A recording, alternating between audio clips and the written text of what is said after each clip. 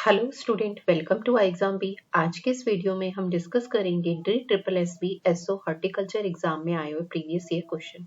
Last video में भी हमने प्रीवियस ईयर एक क्वेश्चन पेपर डिस्कस किया था कंप्लीट क्वांट सेक्शन का। आज भी हम एक previous year question paper discuss करेंगे। तो चलिए देखते हैं हमारा जो लास्ट प्रीवियस ईयर आए हुए एग्जाम में क्वांट सेक्शन के क्वेश्चन है, किस टाइप के क्वेश्चन हमारे एग्जाम में पूछे गए थे।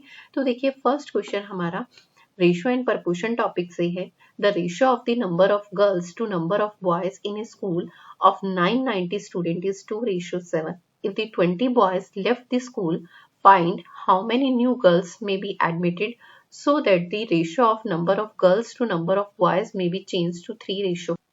हमें यहाँ पर देखिए क्या दिया है, एक स्कूल में टोटल नंबर ऑफ स्टूडेंट कितने हैं 990, जिसमें हमें गर्ल्स टू बॉयज का जो रेशियो दिया है ना, वो रेशियो कितना दिया है 2:7। 2:7 दिया है। रेशियो में टोटल हमारे पास गर्ल्स एंड बॉयज कितने हैं, तो 2:7 इज 9 यूनिट और एक्चुअल में 990। 9 यूनिट इज 990, तो 1 unit is 990 divided by 9 is 110।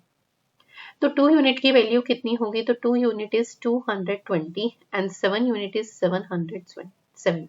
तो गर्ल्स कितनी है 220 और बॉयज कितनी है 770। अब बॉयज में से 20 बॉयज ने क्या है स्कूल को छोड़ दिया है, लेफ्ट कर गए, तो यानी हम इसमें से डिडक्ट कर देंगे। और गर्ल्स कुछ क्या हुआ है एडमिटेड, यानी कुछ ने एडमिशन लिया, एनरोल हुई। ठीक है, तो अब हमारे पास जो रेशियो है ना वो कितना है 3:5।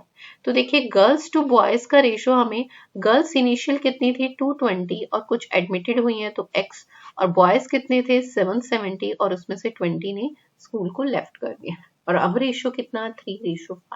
आप इसे सिंप्लीफाई कर लेंगे तो हमारा आंसर आ जाएगा। देखिए ये कितना है 750, 5 यूनिट इज 750, तो 3 यूनिट इज 450 होना चाहिए। 5 यूनिट इज 750, तो 4 unit is 450, 3 unit is 450, 3 unit is 450, तो x की वैल्यू कितनी आ जाएगी आपके पास 220 प्लस x किसके इक्वलेंट है 450। तो यहाँ से x की वैल्यू आ जाएगी 450 माइनस 220 इज 230। तो कितनी गर्ल्स और एनरोल हुई हैं, तो कितनी 230, जो हमारा ऑप्शन नंबर सेकेंड है। चलिए नेक्स्ट क्वेश्चन देखिए। नेक्स्ट क्वेश्चन है 9000 की पावर 5 एंड 59.049 इंटू में 10 की पावर k की वैल्यू बता दी। 9000 की पावर 5 को हम ब्रेक कर सकते हैं 9 की पावर 5 एंड इंटू में 10 की पावर। मैंने 10 की फॉर्म में क्यों ब्रेक किया है, क्योंकि यहाँ पे इंटू में देखो जिस फॉर्म में ये है उसी फॉर्म में आपके पास ये होना चाहिए। ये दो पार्ट में ब्रेक है तो हम इसे भी ब्रेक कर देंगे। तो 10 की पावर 3 और फिर अगेन उसकी पावर 5। अब आप कहेंगे कि मैम 9 इंटू 1000 में ब्रेक कर सकते थे। यस, 1000 की पावर 5 होता, पर यहाँ पे 10 बेस है तो मैंने 1000 को भी 10 बेस में कन्वर्ट कर लिया। अब आपके पास देखिए 59.09 है। ठीक है, इसमें से अगर मैं पॉइंट रिमूव कर देती हूँ तो बेस में आ जाता है 1000 और इंटू में किसके इक्विवेलेंट है 10 की पावर की। अब देखिए ये मैंने ऐसे क्यों पॉइंट रिमूव किया, तो 59049 ये क्या बनता है 9 की पावर 5 होता है। ये किसके इक्विवेलेंट है 9 की पावर 5। तो ये मेरे पास बना 9 की पावर 5 और अपॉन में जो 1000 पॉइंट रिमूव करने के लिए था इसे मैं 10 की फॉर्म में ही कन्वर्ट करूं तो 10 की पावर 3। ठीक है, और इंटू में क्या है 10 की पावर की। अब अगर हम इधर कंपैरिजन करें 9 की पावर 5 एंड 10 की पावर, ये कितना हो गया 15। तो जब हम कंपैरिजन करते हैं तो देखिए 9 की पावर 5 और 9 की पावर 5 ये तो कैंसिल आउट हो गया, और ये आपके पास बचा 10 की पावर 15 और 10 की पावर k और अपॉन में 10 की पावर 3, तो 10 की पावर k माइनस 3। तो जब आपके पास बेस सेम होता है तो हम पावर को कंपेयर कर सकते हैं। तो 15 किसके इक्विवेलेंट है k माइनस 3। तो यहाँ से k की वैल्यू कितनी आ जाएगी, तो k की वैल्यू इज 8। ठीक है, तो हमें k की वैल्यू फाइंड करनी थी, k की वैल्यू इज 18। चलिए नेक्स्ट क्वेश्चन देखिए। The ratio of the length of two train p and q is 5:6 and ratio of the time taken by both train to cross a man standing on a platform is 2:3. If the speed of train p is 25 km per hour, find the speed of q in metre per second. देखिए हमारे पास first train है, ठीक है, उसकी आपके पास length कितनी दी है 5:6 में 5, तो हम लेंथ मान लेते हैं 5x। फर्स्ट ट्रेन की लेंथ इज 5x और सेकेंड ट्रेन की लेंथ इज 6x। और टाइम आपको दिया है तो आप इसे 2t और इसे 3t एज्यूम कर लीजिए। अब फर्स्ट टाइम के लिए जो ट्रेन का टाइम दिया है वो 2t दिया है और फर्स्ट ट्रेन की वेलोसिटी कितनी है वो क्या है, एक पर्सन को प्लेटफॉर्म पे खड़े पर्सन को क्रॉस कर रही है तो पर्सन की प्लस वेलोसिटी है 25 किलोमीटर पर आवर। तो मैंने ये सारी किसमें एज्यूम कर लिए, किलोमीटर में ही एज्यूम किया हमने। ठीक है, सारी चीजें हमने अभी स्टैंडर्ड फॉर्म में ही रखी है। ठीक है, तो ये हमारे पास इक्वेशन फर्स्ट। सेकेंड ट्रेन एक पर्सन को कितने टाइम में क्रॉस करती है, प्लेटफॉर्म में खड़े पर्सन को 3t टाइम में। सेकेंड ट्रेन की लेंथ कितनी है 6x और वेलोसिटी हमने कितनी मान ली v। तो ये हमारी सेकेंड इक्वेशन है। अब देखिए हम फर्स्ट इक्वेशन को सेकेंड इक्वेशन से क्या कर देते हैं, डिवाइड कर दें तो देखिए हमारे पास वैल्यू क्या आएगी, t से t कैंसिल आउट हो जाए। ठीक है, तो ये क्या बनेगा आपके पास 2/3। ठीक है, इंटरनल वैल्यू की मल्टीप्लाई और एक्सटर्नल, तो ये बनेगा 5x इंटू में v अपॉन में 6x इंटू में 25। x से x कैंसिल आउट, 5 से 25 5 टाइम। ठीक है, अब आपके पास ये वैल्यू कितनी आई, 6 इंटू 5 इज 30। ठीक है, और ये क्रॉस मल्टीप्लाई में चला जाएगा, 30 इंटू में 2 इंटू में 3। ठीक है, तो कितना आ जाएगा, v की वैल्यू कितनी आ जाएगी 20। v की वैल्यू कितनी आ जाएगी 20, पर ये 20 किलोमीटर पर आवर में आएगी, रीजन क्योंकि हमने 25 किलोमीटर पर आवर में रखी थी। अब यहाँ पर ऑप्शंस मीटर पर सेकंड में है तो आप इसे कन्वर्ट कर देंगे, किलोमीटर पर आवर को मीटर पर सेकंड में कन्वर्ट करने के लिए किससे मल्टीप्लाई, 5/8।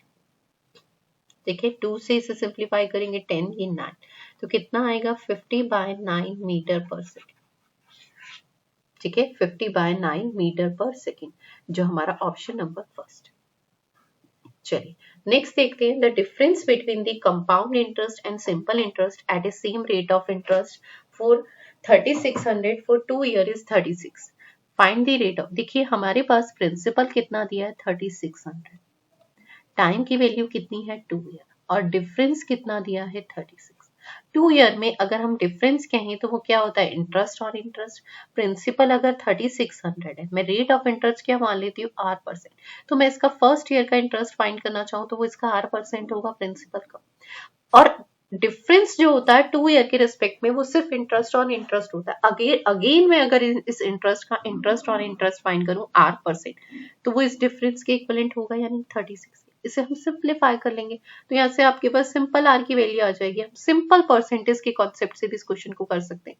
देखिए 00 से 00 कैंसिल आउट, 36 से 36 कैंसिल आउट, R स्क्वायर किसके इक्विवेलेंट है 100 की, तो R की वैल्यू कितनी आ जाएगी। ठीक है, तो rate of interest is 10% per annum. Next question देखिए, if the volume and the radius of cylinder is 4620 centimetre cube and the 14 centimetre, then find the height of the cylindrical. देखिए हमारे पास सिलेंडर का आपके पास वॉल्यूम क्या होता है, तो पाई R square H। ठीक है, और ये आपके पास वॉल्यूम होता है, R की वैल्यू आपको गिवन है, वॉल्यूम की वैल्यू है 4620, पाई की वैल्यू आप पुट कर देंगे 22/7, आर की वैल्यू आपके पास 14 इंटू में 14, तो यहाँ से हम एच की वैल्यू फाइंड कर लेंगे। इसे हम इजिली कैलकुलेट कर लेंगे तो एच की वैल्यू आ जाएगी। इसका आंसर आप लोग कमेंट बॉक्स में देंगे, इसे खुद से सॉल्व करके। ठीक है, इसका आंसर आप लोग कमेंट बॉक्स में देंगे। नेक्स्ट क्वेश्चन देखिए, the mark price of the product is 300 more than the cost price if the 55% discount offer on the MRP and the profit percent on the product is 12.5. Find the cost price। देखिए हम cost price क्या मानते हैं, तो cost price X मान लेते हैं, और जो MRP है इस आर्टिकल पे वो कितनी है 300 मोर है cost price से, तो X + 300 होगी। यानी अब MRP पे डिस्काउंट दिया जा रहा है 55% का, तो MRP है X + 300, इस पे 55% का डिस्काउंट दिया जा रहा है, तो इसका रेस्ट ऑफ द 45% किसके इक्विवेलेंट होगा, सेलिंग प्राइस के इक्विवेलेंट। अब आपके पास कॉस्ट प्राइस है X, प्रॉफिट की वैल्यू है 12.5%, तो सेलिंग प्राइस क्या होगा, तो सेलिंग प्राइस 12.5% की फ्रैक्शन होती है 1/8। X का 1/8 इज X/8। ठीक है, और ऐड कर देंगे तो सेलिंग प्राइस इज 9/8X। तो हम इसके इक्विवेलेंट सेलिंग प्राइस 9/8X रख सकते हैं। बस इसे सिंप्लीफाई कर लेंगे तो आपका आंसर आ जाएगा। 9 से इसे सिंप्लीफाई करेंगे 5 टाइम। ठीक है, बाकी सारी वैल्यू आपके पास क्रॉस मल्टीप्लाई में चली जाएगी। ठीक है, और आप इसे क्रॉस मल्टीप्लाई से सिंप्लीफाई कर सकते हैं। 5 से इसे सिंप्लीफाई करेंगे 20 से इसे सिंप्लीफाई करेंगे 5 और 20 से इसे सिंप्लीफाई करेंगे 20 को 4 से सिंप्लीफाई करेंगे 5 टाइम्स और 8 को 4 से सिंप्लीफाई करेंगे 2। ठीक है, 2 आपका क्रॉस मल्टीप्लाई में चला जाएगा तो ये आएगा 2x प्लस 600। ठीक है, और ये वैल्यू इधर आपके पास आ जाएगी 5x। ठीक है, तो आपके पास 3x किसके इक्विवेलेंट होगा 600 के, तो x is 200। x is 200, cost price of the product बताना था और cost price of product is x, तो x की वैल्यू कितनी आ जाएगी 200, जो हमारा option number first. Next question देखिए, a jar contain a mixture of milk and water is 7:5। If the 9 litre of mixture is taken out, the quantity of water left in the mixture will 40। देखिए एक jar था जिसमें milk to water का ratio कितना था, तो milk to water का ratio is 7:5। इसमें से 9 लीटर मिक्सचर बाहर लिया गया, तो रेस्ट ऑफ दी जो रह जाएगा उसमें भी तो मिल्क टू वाटर का रेशियो कितना होगा, तो मिल्क टू वाटर का रेशियो इज 7:5।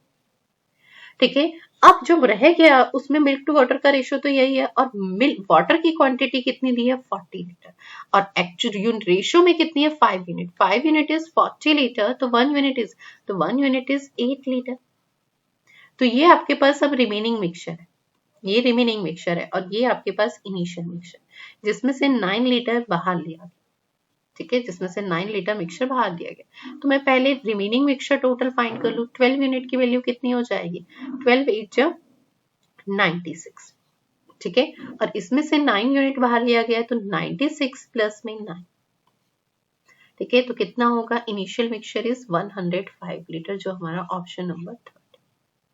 नेक्स्ट क्वेश्चन देखिए, a giant circular wheel has diameter is 63 meter. In how many revolution will cover a total distance is 79.2 kilometre. देखिए जब रेवोल्यूशन की बात आती है तो हम उसमें उसकी एक तरीके से आपके पास होता है डायमीटर यहाँ पे गिवन है और एक होता है एरिया और एक होता है पैरामीटर, तो हम वो कंसीडर करेंगे, तो वो आपके पास क्या होगा 2 पाई आर। ठीक है, सर्कुलर कोई भी स्ट्रक्चर का क्या होगा 2 पाई आर। ठीक है, और नंबर ऑफ रेवोल्यूशन अगर उसमें व्हील क्या है नंबर ऑफ रेवोल्यूशन ले रही है तो इनटू में n हो जाएगा, वो किसके इक्विवेलेंट होगा, जो टोटल डिस्टेंस कवर हो रही है 79. अब आप इसे भी किस में कन्वर्ट कर लेंगे, मीटर में, क्योंकि डायमीटर मीटर में। बस इसे सिंप्लीफाई कर लेंगे, 2 इंटू में 22/7। आर की वैल्यू कितनी है, तो डायमीटर इज 63, तो रेडियस इज डिवाइडेड बाय 2। ठीक है, और ये किसके इक्विवेलेंट आएगा 79.2 इंटू में 1000। ठीक है, बस इसे सिंप्लीफाई कर लेंगे इंटू में n, तो यहां से आपके पास n की वैल्यू आ जाए। ठीक है, इसका आंसर भी आप लोग कमेंट बॉक्स में देंगे। नेक्स्ट क्वेश्चन आप लोग खुद से ट्राई कीजिएगा, नेक्स्ट क्वेश्चन का आंसर भी आप लोग कमेंट बॉक्स में देंगे। और एक और क्वेश्चन है नेक्स्ट, ये भी आप लोग खुद से ट्राई कीजिए। ठीक है, ये दोनों क्वेश्चन आप लोगों के लिए होमवर्क है, आप इन्हें खुद से सॉल्व कीजिएगा और इनका आंसर आप लोग कमेंट बॉक्स में दीजिएगा। चलिए, थैंक यू सो मच।